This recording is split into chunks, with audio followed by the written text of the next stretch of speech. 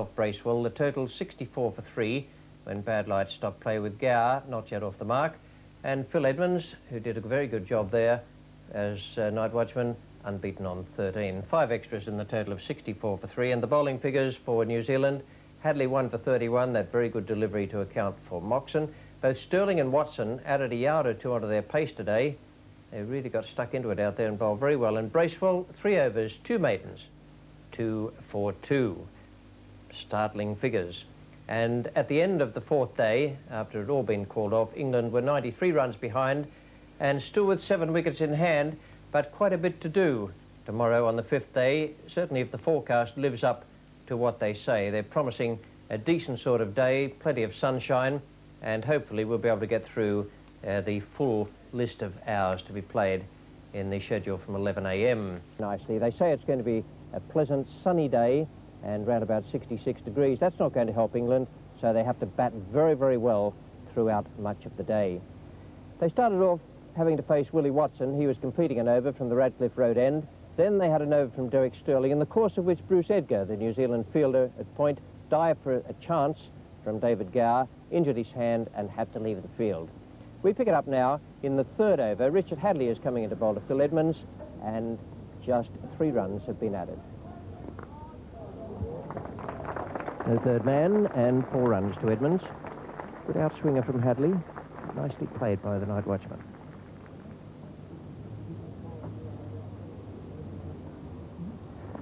Oh, now there's disappointment for Hadley and for Crow. A reasonable chance, just pushing forward. It didn't go exceptionally quick. He wasn't flashing through it or anything like that. Nice height, just slightly to his left, and fortunately out of his grasp. Sterling from this end. Nicely turned by and almost nicely saved down there.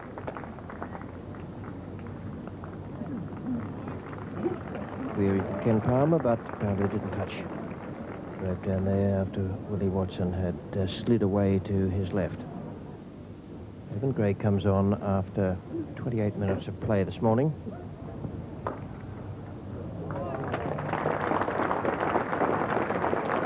It was quite quick after yesterday's rain. It's in beautiful condition. Credit to the ground staff. And a credit to David Gower, that stroke. That boundary took David Gower past 6,000 runs in Test cricket. Richard Hadley. And LBW Edmonds going right across to Richard Hadley. Playing right across his front pad, trying to push the ball. Well, it looked as though it was going to go down in the mid-on direction. And the first breakthrough for New Zealand. Edmonds had been getting right across to foil Hadley's late away swing, but that one's trapped him right in front. Yes, that looked to be absolutely plumb, but a very good job done by Phil Edmonds out there. Edmonds was dropped a little earlier by Martin Crowe off Richard Hadley. Much of justice there, the New Zealanders will think. Now Mike Gatting. Australians would be interested to know the score is 87 for 4. That is the Devil's number in Australia.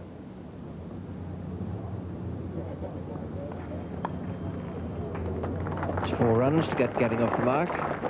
It was authentic enough. He was trying to square drive. Got a little bit of a thickish edge.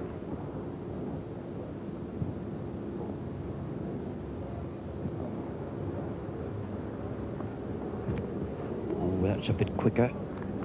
And a bit bouncier as well.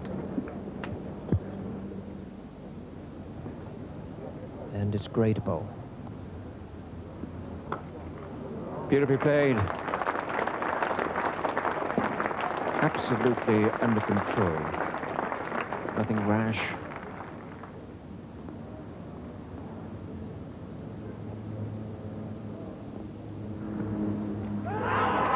It's gone.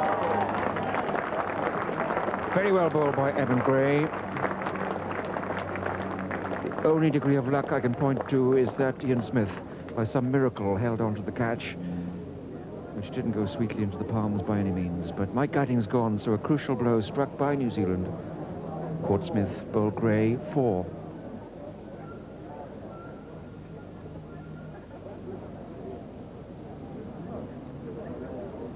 That's very fine bowling.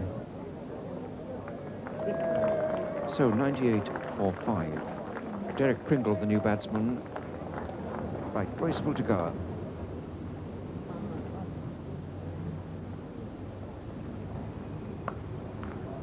Yes, beautifully placed.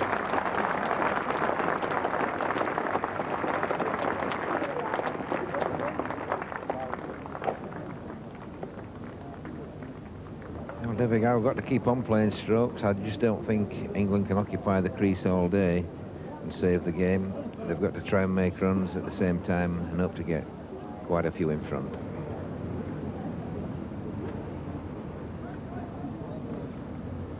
Catch it, they all feel it's out, and Gower walks. Another great strike for John Bracewell, and David Gower's battle of attrition out there with the solid defence, which looks so safe. Suddenly it's bat and it's pad, and it's hopped up in the air, and Gower goes. So 6 wickets are down for 104. Brings to the crease John Embury.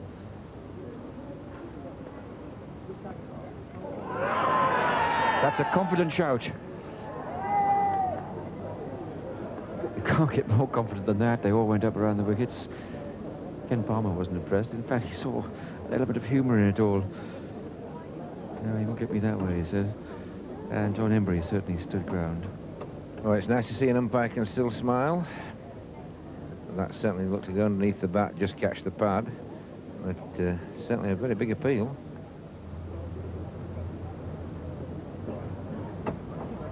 .39 the deficit, and here's Richard Hadley.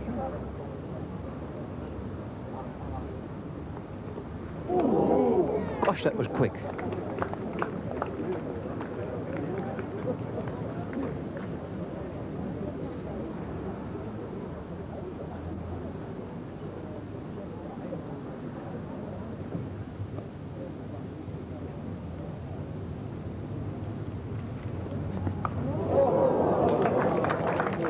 Safe enough, and valuable runs.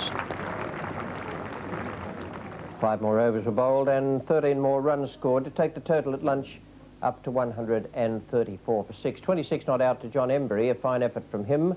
He's not in the side as a batsman or an all-rounder, but he's done very well there. And don't discount Derek Pringle's performance. He's only made 3, but it's very important from England's point of view that he stick around. That's exactly what he's done. The bowling figures for New Zealand: Richard Hadley 2 for 49, John Bracewell 8 overs 5 maidens, 3 for 13, terrific performance from him, and Evan Gray also has bowled very well, 15 overs and 7 maidens, 1 for 30. And the statistics at lunch on this, the final day: England 23 behind, and they still have 4 wickets in hand. They have a lot of work to do there. Well, 15 runs are added by the time we pick up play after the luncheon interval. It's the last ball of the 5th over, and Richard Hadley is coming in. John Embury is taking strike.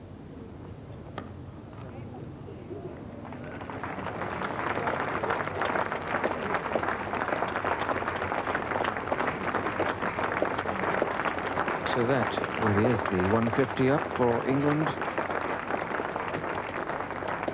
Loss of 6 wickets.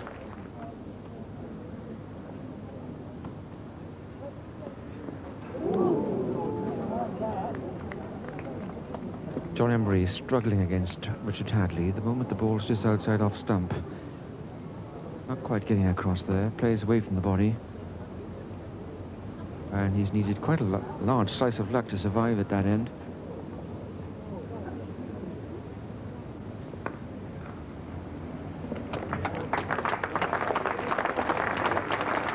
The scores are now level.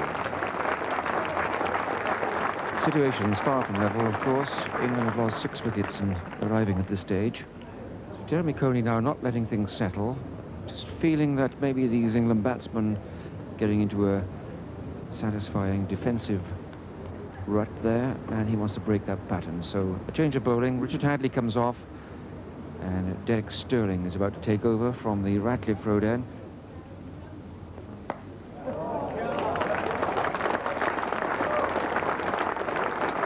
Very good shot, nicely played.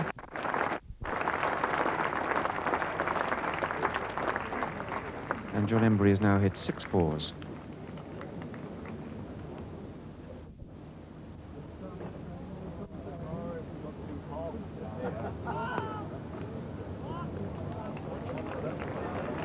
Embury wants 2. And he gets it, not just to face the bowling, but it gives him his half-century.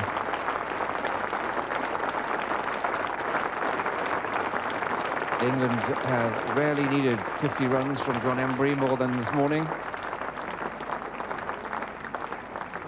Under excruciating pressure from New Zealand, pressing to win this match, and Embury's been in their way.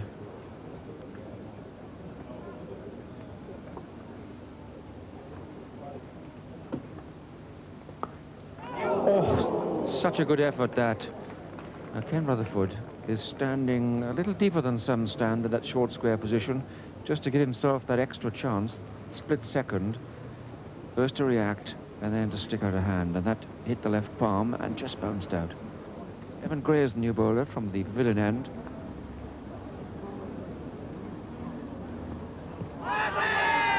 There's a shout. He was quite confident, but John Embury looking to be outside off stump.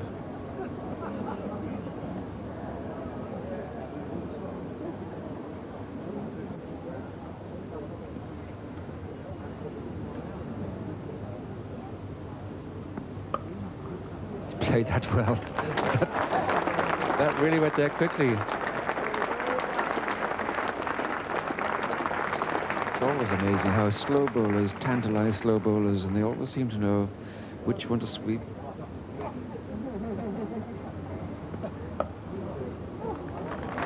And he's played that extraordinary sweep to good effect again. It'll be 4 more runs.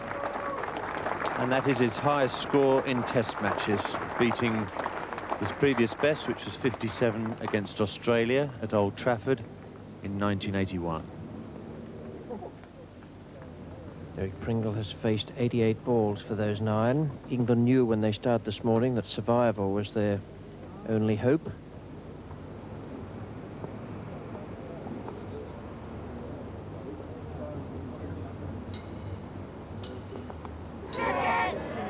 Oh, yes. Well, Pringle was waiting to see if it had been caught, and a little nod came from umpire Ken Palmer at square leg. Now that not only is painful for Pringle, but for the side. That could be it. Derek Pringle determined not to play the hook shot to the short stuff, trying to keep that one down, right off the top edge of the bat. A fine diving catch in the gully. Now it's Greg Thomas. Greg Thomas.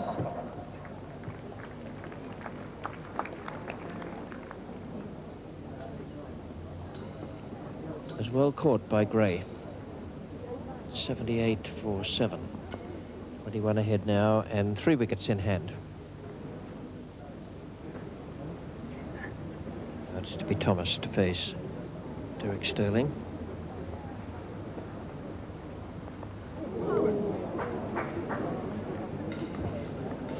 Greg Thomas caught in at least 2 minds here.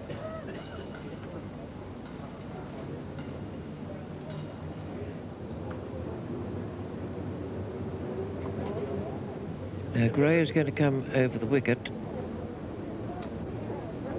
There's not much point in him attempting to pitch in the footmarks. The batsman will just play those with the pads.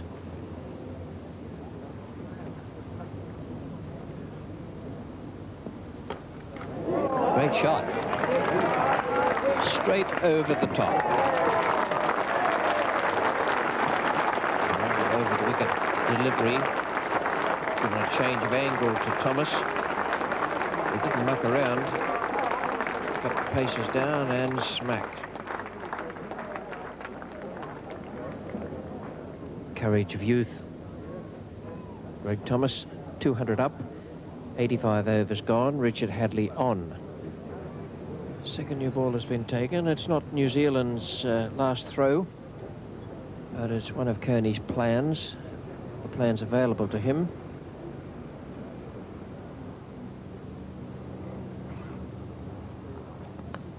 Caught it. New ball goes through for New Zealand. Hadley breaks through again. 9 wickets in the match. And a very, very brave innings by John Emburey comes to an end. Out for 75, caught by Martin Crowe. Good sharp catch. Well, that was just the extra pace. Not a lot of movement, but the pace really, and going through quick, and it went very quick indeed. In fact, that was a pretty good catch.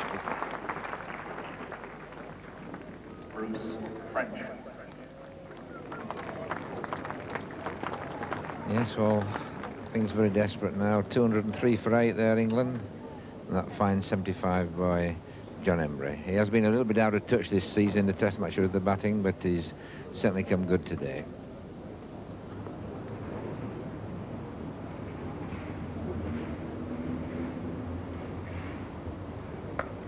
That's out, well caught. Evan Gray, specialist in the gully, takes that catch very easily indeed. But it was going quite quickly, the full blade of Greg Thomas's bat. But that's the next wicket down for New Zealand.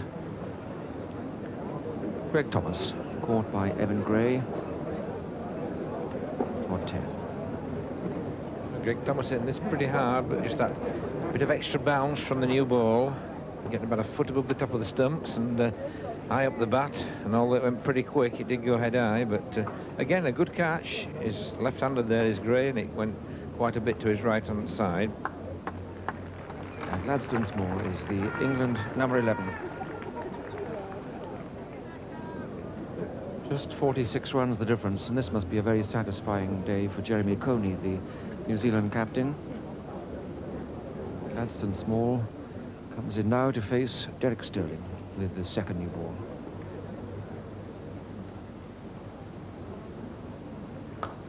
Oh, yes.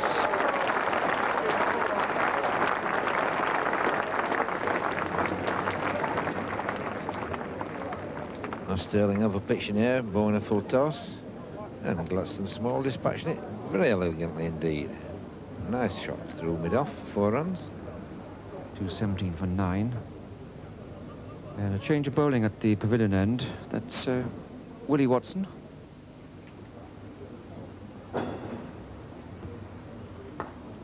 That's a good shot and well placed. Bruce French played that really late then.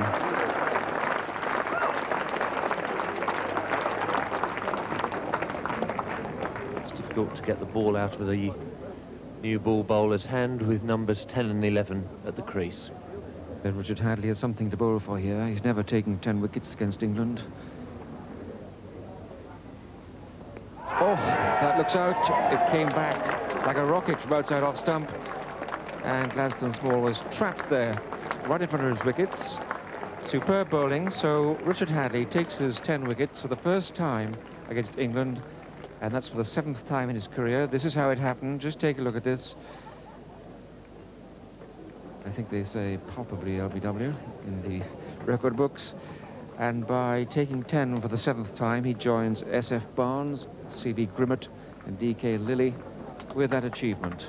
It certainly is a fine performance from Richard Hadley, one of the great bowlers we've ever seen in Test match cricket. 230 all out England. A great effort from John Emburey, 75. He's not expected to make those runs, but he did a grand job out there. The tail enders, Thomas 10, Small 12 and French 12 not out, pushed that score along to 230 and made things just that much more difficult for the New Zealanders in their run chase for victory. Hadley 4 wickets to give him the 10 with the 6 in the first innings. Sterling, I thought, bowled very well today. 2 for 48, 18 overs and 5 maidens. Bracewell, 3 for 29, a little loose after the interval. Watson, none for 25. And Evan Gray, a good sound job for Jeremy Coney, just what he needed. 24 overs, 9 maidens, 1 for 55. And the position when New Zealand went into bat, England 73 runs ahead, 74 for victory needed by the New Zealanders. Here now is the first ball of the 5th over of the New Zealand innings. 5 runs on the board. Gladstone Small is the bowler, and Jeff Crowe, the makeshift opener in place of Bruce Edgar, is taking strike. Must be out. Absolutely plumb. Gladstone Small strikes.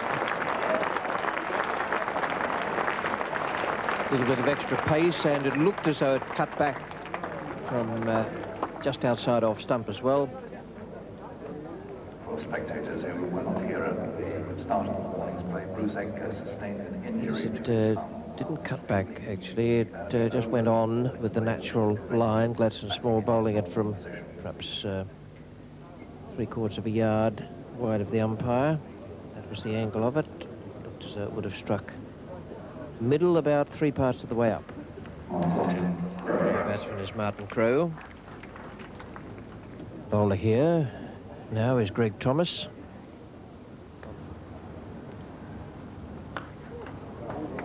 Get 3 for that.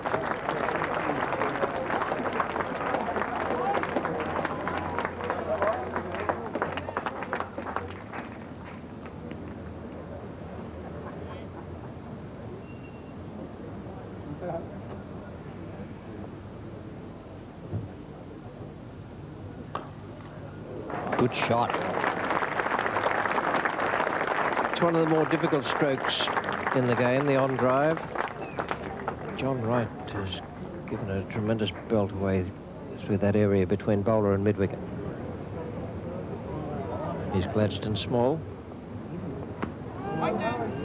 Ooh, little inside edge. It's just a little inside edge there for John Wright. Almost through him there again, Gladstone Small.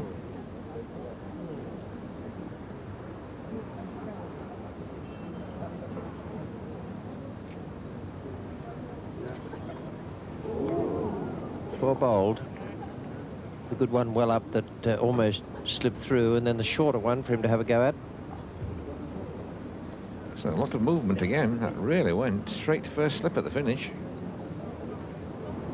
19 for 1 as Botham makes his first appearance sometime on the test scene. From the commentary end, John Embury. John Wright facing. Bill Athey's gone in there very close now at Silly Point.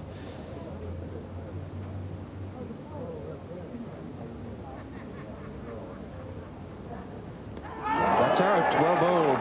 And that really worked. The 3-ball loosener, call in Bill Athey to Silly Point. And that's one juggle with the field that really paid off for John Embury. John Wright bowled John Embury 19 for 2. Gatting turning to John Embury before Edmonds on this occasion.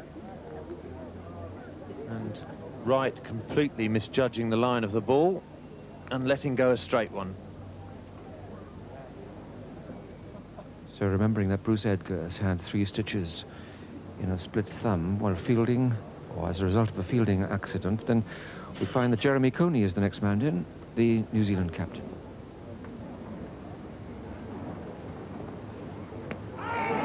Good shout. Jeremy Coney didn't quite make the ground forward then. He hoped to, on the front foot, but no great stretch. It's all too late for Mike Gatting, but he now brings Derek Pringle on from the Ratcliffe Road end.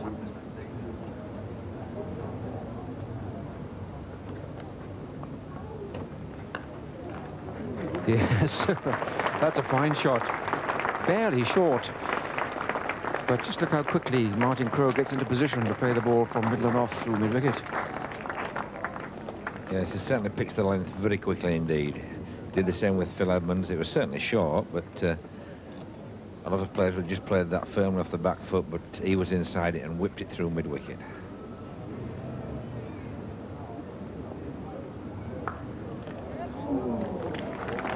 Very good shot. Wasn't all that short. It's a bit like the stroke Martin Crowe played in the last over. Well, Jeremy Coney is a tremendous player off the back foot. Anything a bit short, either side of the wicket, and he gives it a fearful crack. Now Martin Crowe.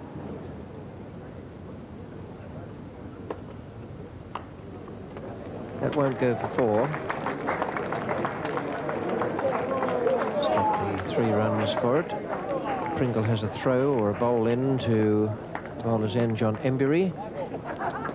And Martin Crowe has gone on now to 44, which gives him, like Jeremy Kearney, 500 runs as a landmark in this match. For Crowe, it's against England in test matches in this his 16th innings. David Gower to bowl.